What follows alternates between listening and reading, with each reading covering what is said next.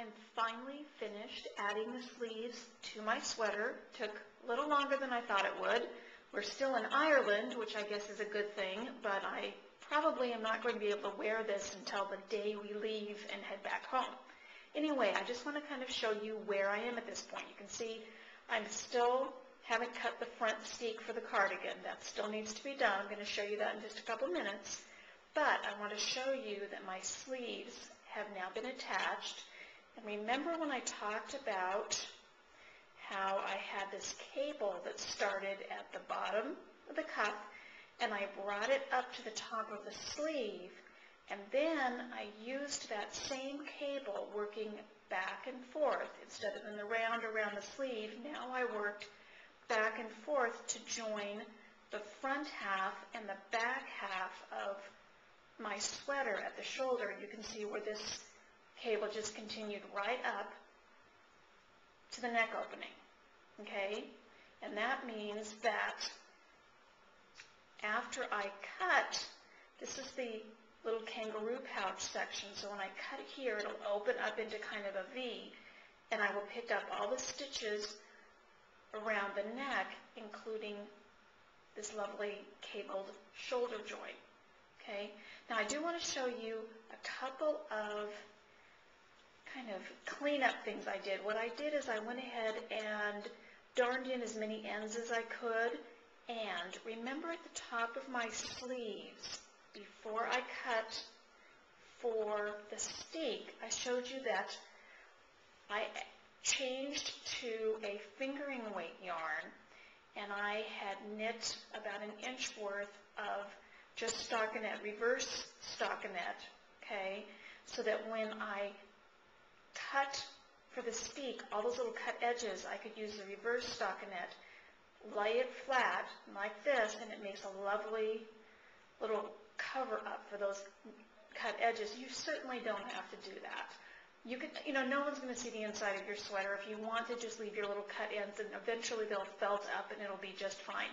Now, I still have my little red security yarn here, and now that I'm finished stitching everything down, I'll take that out in a little while.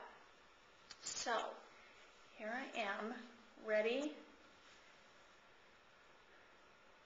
to cut the steek. You can tell I'm doing this. The only room I could find that had any decent lighting was our bathroom, so the acoustics are a little strange. But anyway, now all I have to do is cut the front of the steek. Now you'll notice the big change when I'm cutting the front of the steek as opposed to when I was cutting the arm steeks is, of course, we've been traveling. So I have these funny little blunt-tipped scissors that I keep in my tool bag that I do take on the airplane, and so far they've let me get on. And it doesn't really matter. When you're cutting these stitches, you don't really have to have a sharp tip as long as you're careful. Now again, remember, this happened quite a while ago, so I want to just remind you, remember I'm using that lovely back stitch technique that Karen's introduced, and I back stitched with the fingering weight palette yarn that pretty much matches in here. And then I have this red yarn, which is basically just showing me where I want to be cutting. Now, easy enough, all I do, and you're just going to cringe when you hear this, I know, but all you do is you go right in between where that red yarn is and go,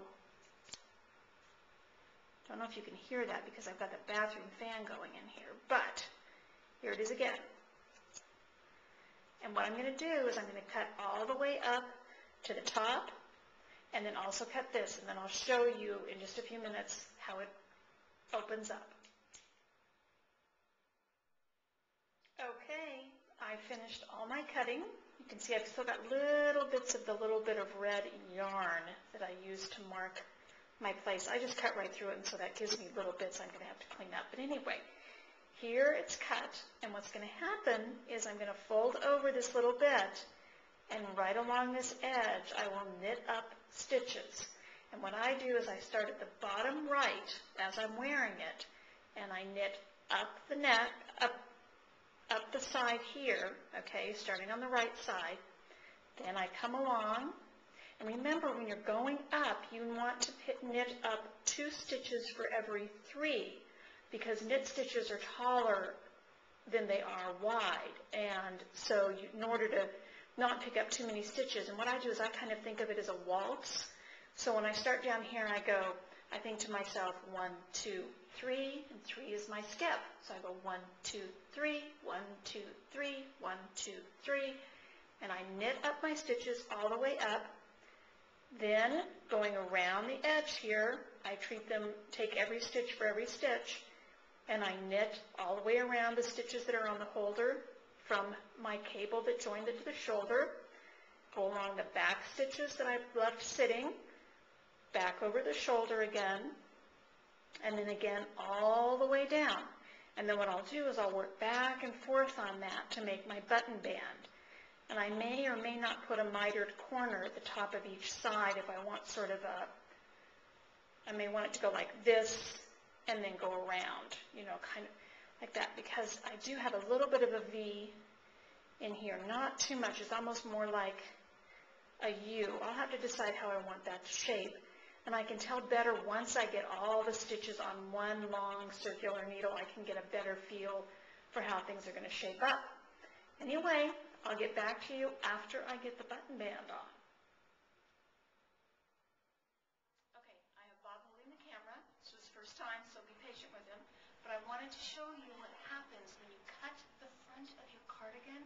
It's just like cutting the underarm steek. It's going to get kind of floppy and sloppy, and I don't want you to panic thinking you've ruined your sweater, okay, because you haven't. But once you start picking up all of the stitches, you're going to go up and around the back and back down. You'll be adding structure as you do the button bands. It's going to be just fine. The other thing I wanted to show you is, remember the little kangaroo pouch? We talked about that? Okay, that's what's making this lovely, see how it opened up? And all of those decreases I did is what's making that neck shaping here. And then it goes up to the shoulder where I did the cabling, and then around my back, and then back down again.